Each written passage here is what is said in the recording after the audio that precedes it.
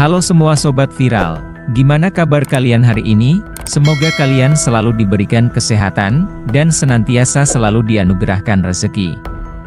Kali ini kisah viral akan menceritakan, sebuah kisah seorang laki-laki yang merupakan seorang ayah. Yang dengan tega menghabisi nyawa istrinya, dengan memisah-misahkan satu demi satu bagian tubuh dari istrinya. Dan kemudian, dagingnya dia tawarkan kepada warga sekitar. Kejadian ini sangat miris sobat kisah viral, karena kabarnya yang menyebabkan ini terjadi adalah. Tonton video ini sampai selesai ya sobat viral. Sebelum kalian menonton alangkah baiknya kalian support dulu channel kisah viral, dengan subscribe, like, komen, dan share. Supaya kami lebih semangat untuk membuat kisah-kisah viral lainnya. Terima kasih yang sudah subscribe, like, komen, yang sudah support channel kisah viral. Saya doakan semoga selalu diberikan kesehatan dan sukses buat kita semua. Semoga cerita ini bisa memberikan manfaat untuk kita semua ke depannya. Inilah kisahnya.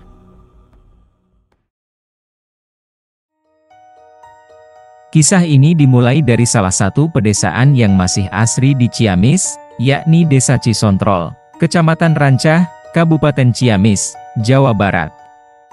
Ada seorang laki-laki yang bernama Tarsum, yang usianya diketahui sudah menginjak 51 tahun. Di usianya tersebut Tarsum ini sudah berkeluarga. Dia memiliki seorang istri yang bernama Yanti. Dan dari pernikahannya dengan Yanti mereka sudah memiliki anak, namun dari beberapa informasi yang beredar, salah satu anaknya tersebut diketahui bernama Cahya, yang kini baru saja duduk di bangku kelas 2 SMK. Diduga anaknya inilah yang menjadi penyebab dari malapetaka yang terjadi ini. Di lingkungan tempat mereka tinggal, Tarsum sendiri dikenal sebagai sosok yang rajin beribadah. Dan juga ramah kepada para tetangga, dia selalu terlihat pergi beribadah ke masjid, untuk melakukan sholat 5 waktu. Jika ada kegiatan sosial, Tarsum juga sering mengikuti acara tersebut bersama istrinya yang bernama Yanti. Bisa dikatakan jiwa sosialnya sangat bagus. Dan dia disenangi oleh warga sekitar. Tarsum sendiri dikenal sebagai ayah yang bertanggung jawab, dan membina dengan baik keluarganya. Dia sangat sayang dengan istrinya, dan dia tipikal suami yang selalu mengusahakan keinginan apapun, yang diinginkan oleh istri dan juga anak-anaknya. Makanya dia juga dikenal sebagai seorang yang pekerja keras di dalam kesehariannya. Tarsum adalah seorang juragan sapi, dan juga domba.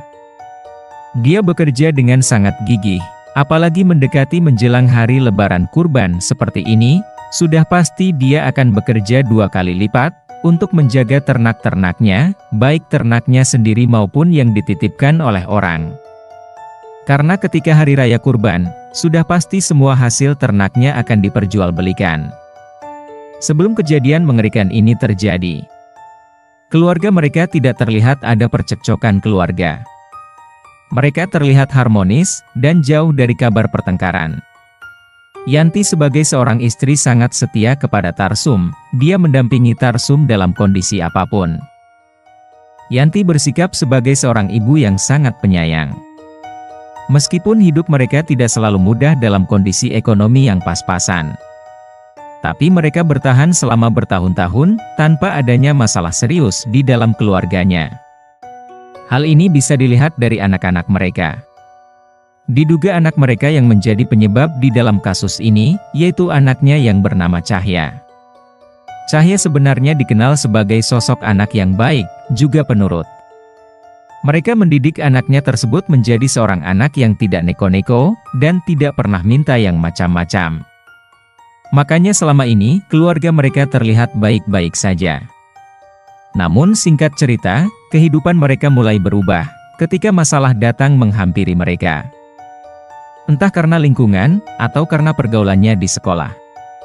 Di saat itu Cahya terlibat di dalam pergaulan yang tidak baik, dan sampai kecanduan memainkan judi online atau judi slot.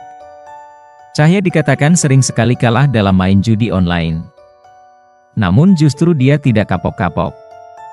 Dia malah semakin kecanduan dan penasaran dengan judi online, sehingga akhirnya membuat dia terlilit hutang, dan memiliki jumlah pinjol atau pinjaman online yang nominalnya sangat besar, yaitu sekitar 150 juta rupiah.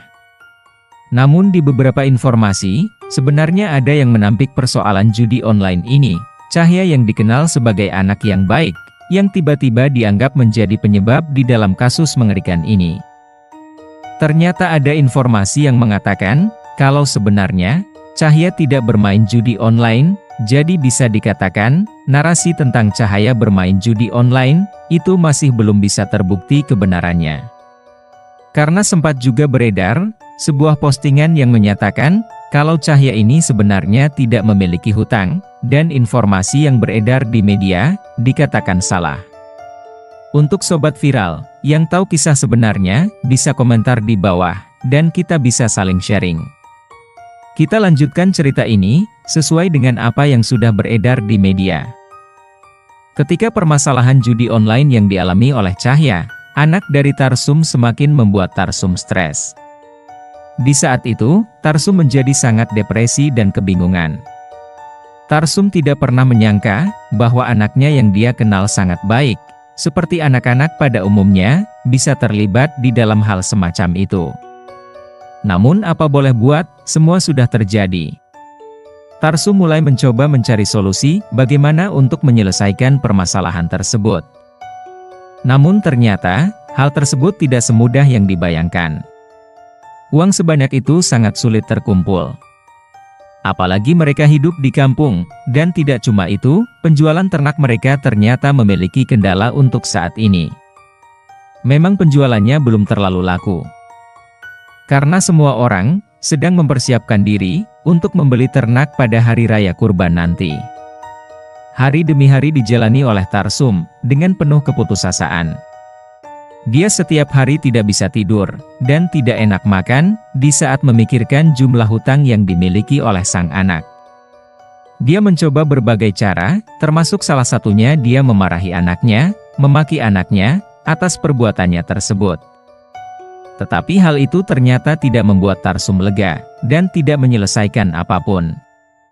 Ditambah lagi, istrinya ternyata selalu berada di samping sang anak. Istrinya di saat itu tidak mau mental anaknya terganggu, jadinya dia membela anaknya Cahya di saat Tarsum marah-marah, ibunya selalu membela. Dan tetap menunjukkan kasih sayang kepada Cahya.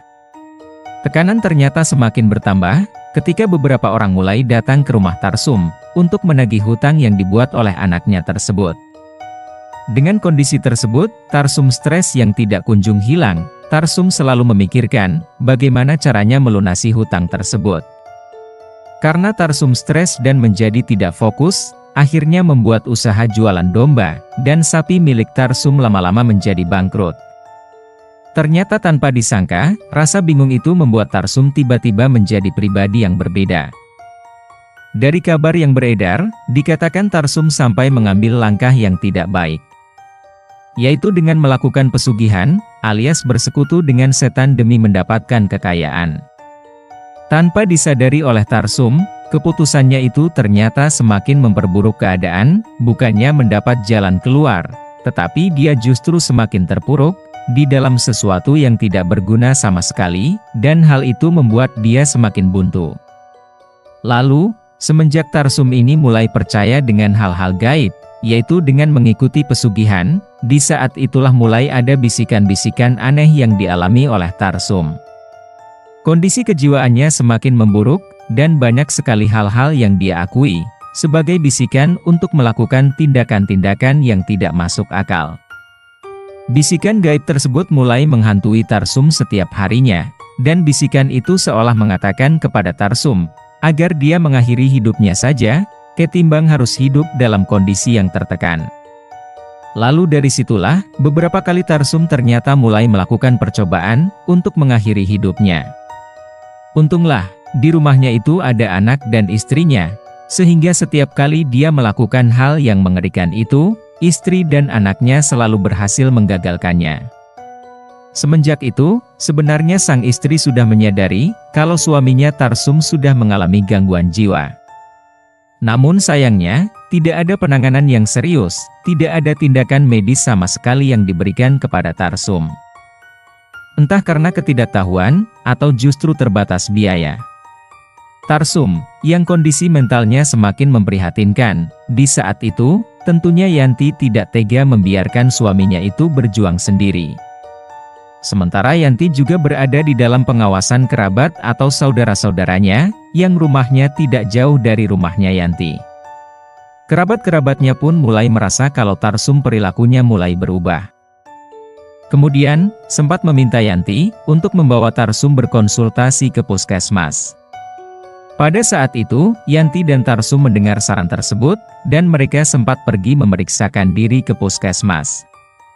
Lalu sesampainya di sana, saat mereka menyampaikan semua keluhan yang mereka alami, pihak puskesmas memberikan beberapa obat penenang untuk Tarsum. Yang mana itu harus diminum setiap harinya. Tidak hanya itu, pihak puskesmas juga meminta Yanti untuk memberikan informasi terkait perkembangan suaminya itu secara berkala. Saat itu, Yanti mengiyakan dan mengikuti saran dari dokter yang ada di puskesmas. Setelah mereka mendapatkan obat, mereka pun langsung pulang. Beberapa hari kemudian, semuanya berjalan baik. Obat yang diminumkan oleh Yanti kepada Tarsum ternyata tampak manjur. Yanti juga mulai tampak tenang, melihat kondisi Tarsum yang mulai membaik. Lalu tibalah pada suatu hari, yang mana hari itu adalah hari puncak dari keanehan yang dialami oleh Tarsum. Di saat itu Tarsum tengah berada di dalam rumah seperti biasa, tiba-tiba saja, dia mendapatkan bisikan gaib, yang mana bisikan tersebut, ternyata memerintahkan dia untuk segera menghabisi nyawa sang istri, yaitu Yanti. Mendapatkan bisikan tersebut, sudah pasti Tarsum akan segera memulai tindakannya. Hari itu, tepat di tanggal 3 Mei tahun 2024, sekitar pukul 7.30 waktu Indonesia Barat. Yanti yang kebetulan tengah bersiap-siap, akan pergi ke sebuah acara pengajian. Setelah Yanti selesai bersiap-siap memakai pakaiannya, dia langsung berjalan meminta izin kepada Tarsum. Lalu setelah itu, dia langsung keluar dari rumahnya. Saat dia sedang berjalan dan belum jauh dari rumah, tiba-tiba saja Tarsum di saat itu terlihat kesetanan. Dia memegang sebilah balok kayu, dan tanpa basa-basi, Tarsum secara mendadak, langsung saja menghantamkan balok kayu tersebut ke arah istrinya. Hal tersebut sontak membuat Yanti berteriak kesakitan, hantaman balok kayu tersebut membuat Yanti langsung tersungkur jatuh. Teriakan Yanti yang begitu keras, sempat didengar oleh orang-orang sekitar. Namun, di saat itu, orang-orang mengira kalau itu hanya teriakan biasa, sehingga beberapa warga di sana tidak terlalu menanggapi. Karena sebelum-sebelumnya, para tetangganya ini juga sempat mendengar teriakan dari arah rumah Tarsum, dan ternyata tidak ada yang terjadi. Mereka menganggap, ya semenjak Tarsum ini mengalami gangguan jiwa, mungkin saja memang ada reaksi Tarsum, yang sesekali, dalam kondisi yang sedang tidak stabil. Makanya pada saat itu, banyak yang mengira, suara teriakan itu biasa saja, seperti suara Tarsum yang sedang kumat. Padahal, aslinya Tarsum sedang menganiaya istrinya Yanti. Setelah Tarsum berhasil melumpuhkan Yanti, di saat itu dia merasa tidak puas. Yanti yang sudah terkulai lemas, dan tergeletak di depan rumah. Tiba-tiba Tarsum kembali masuk ke dalam rumahnya, dan di saat itu, Tarsum mengambil senjata tajam, dan langsung mendekati istrinya Yanti, yang kondisinya masih terkulai lemas. Di saat itu, Tarsum langsung melancarkan aksinya, dan langsung mengeksekusi Yanti dengan sangat sadis. Sajam yang dia bawa dia tebaskan beberapa kali ke tubuh Yanti. Hingga Yanti tidak lagi bernafas. Di saat itu, kondisinya benar-benar mengerikan, cairan merah menyembur ke segala sisi, yang membuat seluruh badan Tarsum dikotori oleh bercak cairan merah tersebut. Setelah Yanti benar-benar sudah tidak bernyawa, barulah Tarsum di saat itu langsung memisahkan bagian demi bagian dari tubuh sang istri. Di dalam beberapa postingan yang beredar, potongan-potongan dari istrinya tersebut tampak terpisah menjadi beberapa bagian. Yaitu salah satunya, ada tangan yang sudah terpisah, kepala yang masih utuh, dan menyatu dengan badan, sampai dengan kaki, dan kedua kaki yang sudah terpotong. Tidak hanya itu, Tarsum juga sempat menyayat-nyayat tubuh istrinya, dan mengambil bagian isi dalam perut. Lalu dia letakkan di dalam baskom. Setelah itu, dia menyeret potongan tubuh istrinya tersebut, dan menumpuknya di dekat pos ronda di depan halaman rumah. Lalu tidak lama kemudian, Tarsum berteriak-teriak, sembari masih melancarkan aksinya. Di saat itu, ada beberapa warga yang penasaran dengan apa yang dilakukan oleh Tarsum. Bahkan, mereka sempat tidak sengaja merekam kejadian mengerikan tersebut, di mana ketika Tarsum sedang menyeret bagian kaki dari sang istri. Belum selesai sampai di sana, Tarsum kembali menyeret potongan-potongan lain. Dia memindahkan semua potongan itu ke halaman rumah tetangganya. Hal itu, sontak membuat para tetangganya merasa ketakutan yang luar biasa. Bahkan, lebih gilanya lagi, Tarsum sempat berjalan mengintari kampung, untuk menjajakan tubuh sang istri, yang sudah terpisah-pisah di dalam sebuah baskom. Dan di saat itu, dia sambil berkata, kurang lebih seperti ini. Peser, daging sianti, peser daging sianti, jang mayar hutang. Yang mana, artinya kalau di dalam bahasa Indonesia yaitu, beli nih dagingnya Yanti, beli nih dagingnya Yanti, buat bayar hutang. Ucapnya. Bahkan, di saat itu, ketua RT yang bernama Yoyo, juga sempat ditawari daging tersebut. Yoyo yang pada saat itu hendak pergi bekerja, langsung mengurungkan niatnya, dan dia benar-benar mual, dan ketakutan. Lalu langsung masuk ke dalam rumah. Kesadisan yang Tarsum lakukan, membuat para tetangganya menjadi ketakutan. Semua warga tidak berani mendekat, saat melihat aksi Tarsum yang sangat sadis tersebut.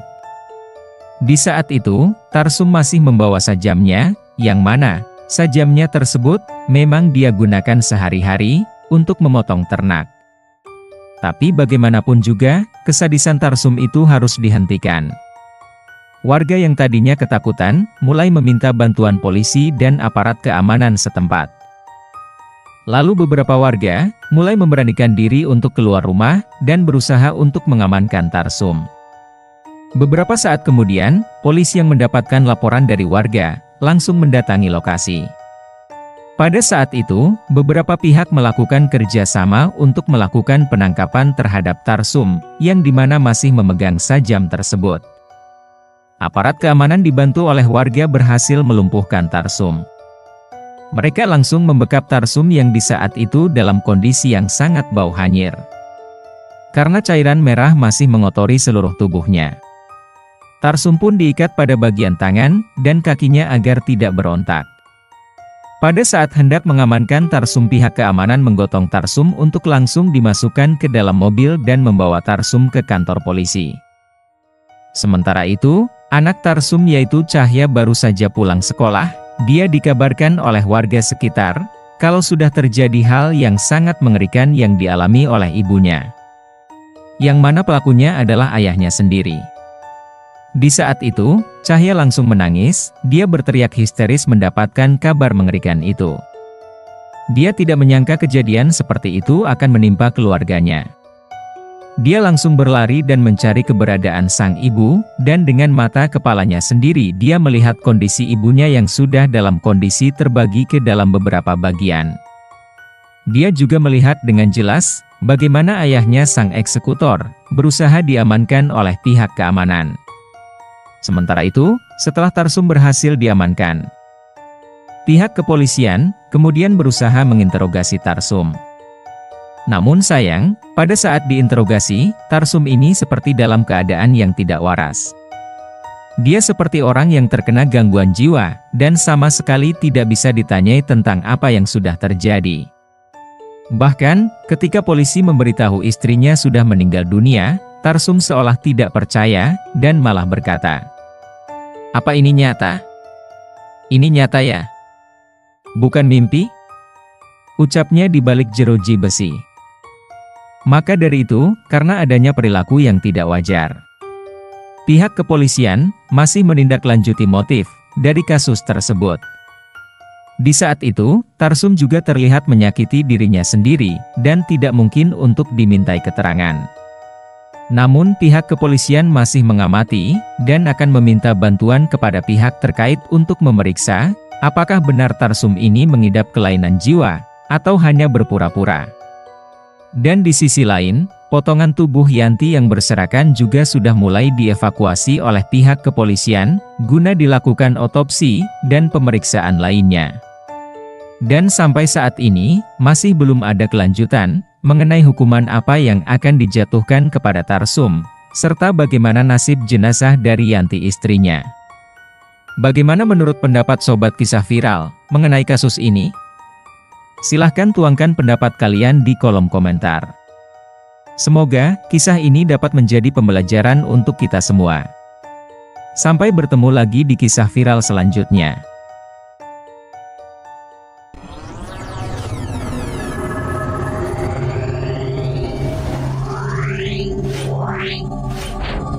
Yeah.